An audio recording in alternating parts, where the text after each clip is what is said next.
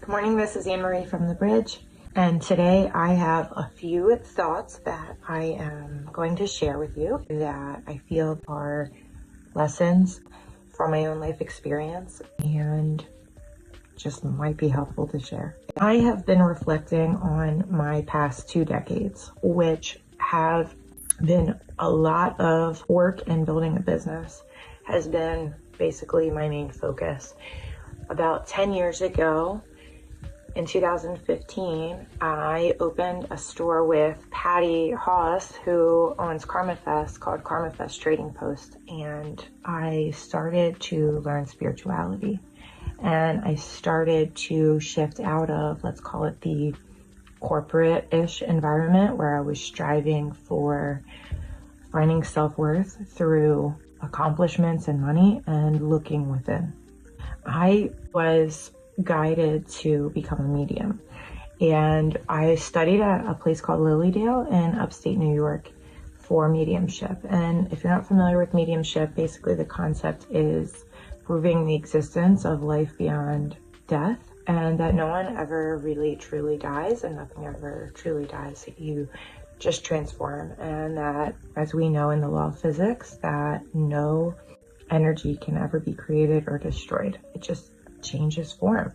And in connecting with people that have passed on and helping people through grief, that has definitely been a really huge thing and transformational. I have a lot of friends and a lot of people that I've met that were really struggling, especially with either unsolved cases, murders, missing people, things like that.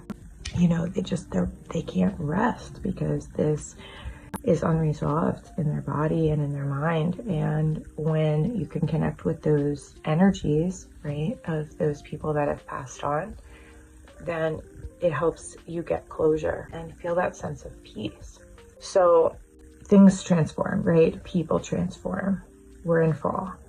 The trees are letting go of their leaves. We know that the trees over winter are going to be barren, right? But in the spring, they're all going to come back. So everything is constantly changing. And we also know that there's a law of impermanence, that all things change. And if you choose to stay in the same place and choose to create an expectation that things are going to always be the same, then you only hurt yourself, because everything needs to change to grow.